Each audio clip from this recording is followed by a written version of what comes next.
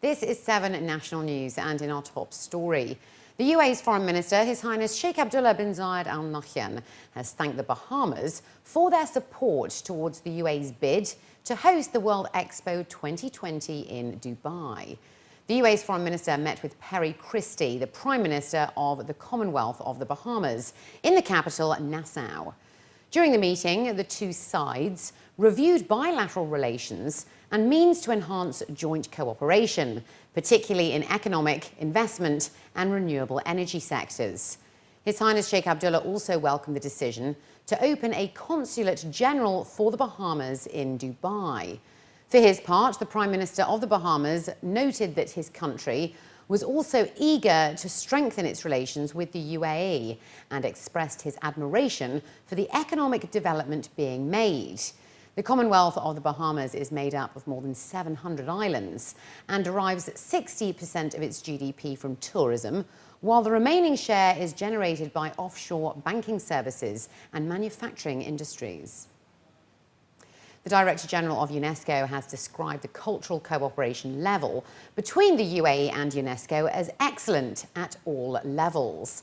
In an interview with Emirates news agency WAM, Irina Bokova also stressed the need for UNESCO to help towards the success of the UAE's educational programs. She added that the outstanding cooperation between UNESCO and the UAE includes education, heritage and the preservation of historic landmarks. Bokova praised the UAE for being a role model for cultural communication, religious tolerance and coexistence among all cultures. She was quoted as saying that they have a very strong cooperation with the UAE and that they receive strong support in various fields, particularly in the areas of education and the education of girls. The UAE has been ranked in the list of top 10 green building nations outside of the US. That's according to the latest report. The report, released by the US Green Building Council, ranks the leadership in energy and environmental design on cumulative gross square meters of space and is based on figures as of April 2014.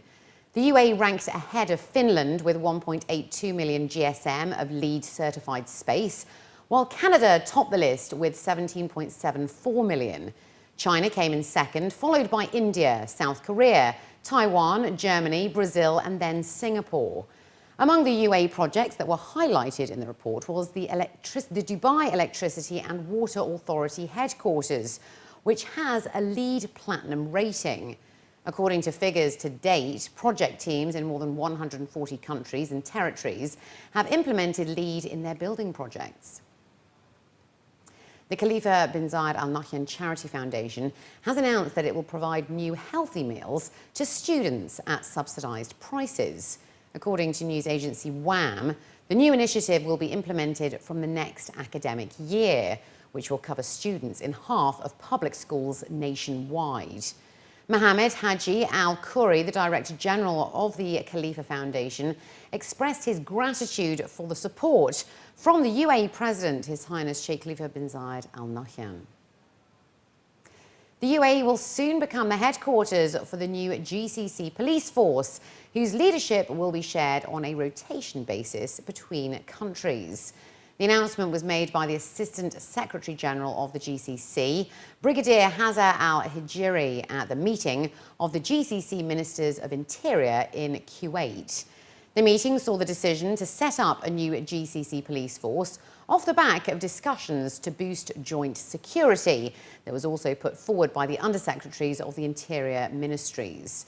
According to reports, they also lauded the efforts made to establish the GCC's permanent office at the UN in Vienna, which looks to bolster security coordination and cooperation among the member states, especially in the field of combating drugs. The reports added that the interior ministers had underlined the determination of their respective countries to combat and uproot terrorism and protect the GCC societies from its negative effects on security and stability. 1 billion dirhams worth of roadworks have been completed on the Sheikh Mohammed bin Zayed road, according to reports. The President's Initiative Committee has been collaborating with the Ministry of Public Works on the construction, and the project has been ongoing for the past 3 years now. This includes 5 lanes in each direction, as well as a number of bridges that link surrounding areas in Sharjah towards Dubai. A number of barriers have now been removed. However, a number of bridge works are still ongoing and are scheduled for completion by the end of the year.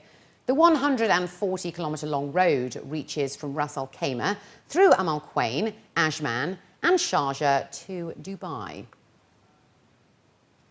The Go Red for Women campaign is offering free heart screenings and medical consultations for women in the UAE, Bahrain, Egypt, Lebanon and Oman, and is the biggest campaign yet for healthcare here in the Middle East.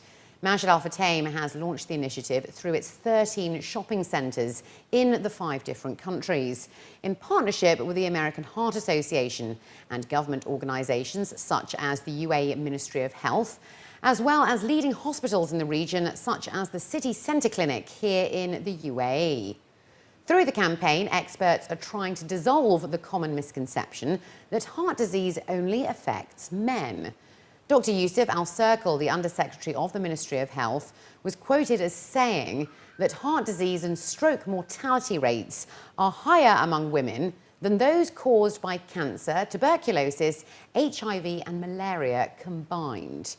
The Go Red campaign is therefore trying to help raise awareness and save lives through preventative checkups and advice. Some of these will involve measuring blood pressure, blood sugar, blood cholesterol and body mass index in order to determine whether the participants are susceptible to heart disease. Experts also highlighted the importance of early diagnosis. The Go Red for Women campaign started in the United States 11 years ago, and this is the opportunity for women to know all of their health risks and health factors and to start making changes to their lifestyle so that they can lead longer and stronger lives. And it's been the most successful campaign that the American Heart Association has ever done. The response has been really strong.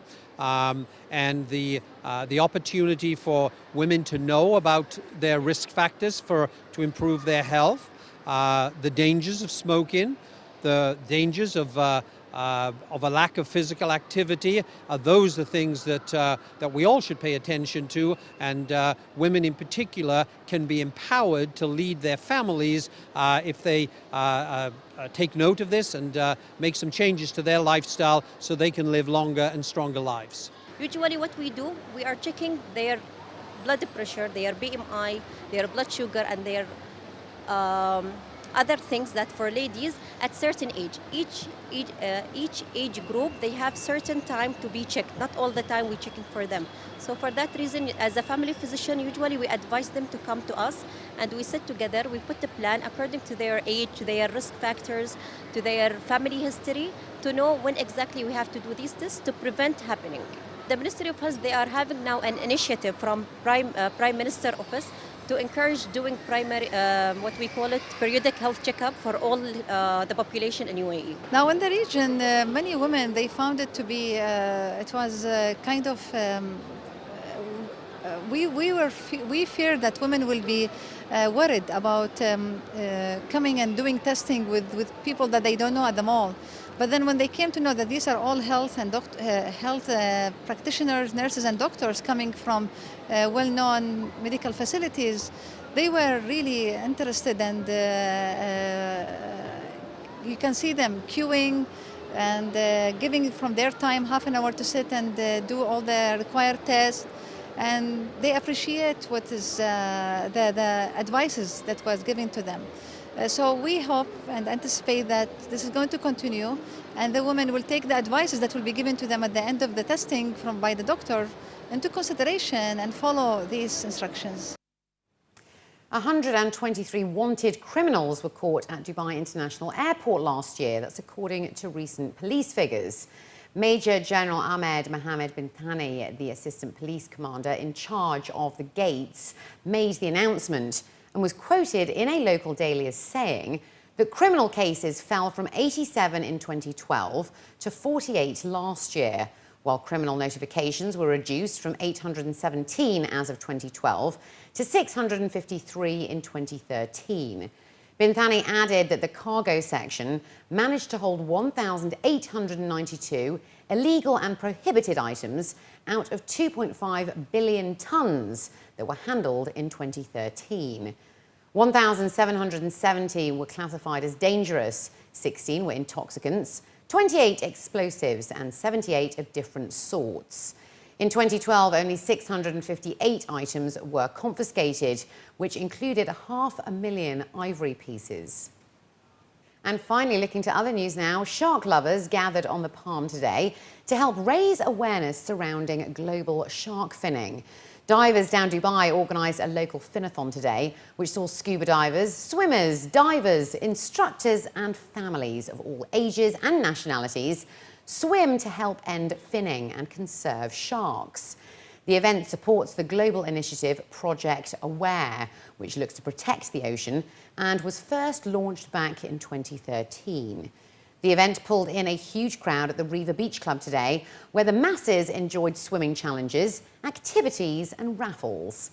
Funds raised will help stop finning, aid the protection for critically endangered sharks, as well as negotiate stronger policies to ensure a brighter future for all sharks.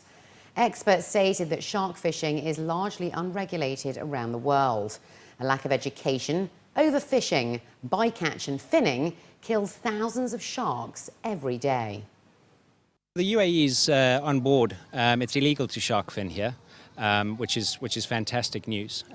It's just raising the awareness of it for everybody else. Finning is the act of catching a shark, cutting its fins off of the body, generally while it's still alive, and then throwing the shark body back into the water where it drowns. And it's a very slow, painful death for them. The fins are used for shark fin soup in the Far East, Hong Kong and China in particular. And it's actually just the fibre of the fin itself that is used in the soup. It's texture more than taste. It's a cause that's quite close to my heart. I run the scuba diving ECA at DBS, and we regularly come over down here and over to Fujairah with Divers Down to teach kids how to dive and kind of just do some pleasure diving with them as well. We brought lots of our students have come down to have a load of fun, and they've been swimming, and some of them are still swimming at the moment, trying to make sure that they can raise awareness and raise money towards the cause for it as much as possible, and they're all really enjoying themselves as well.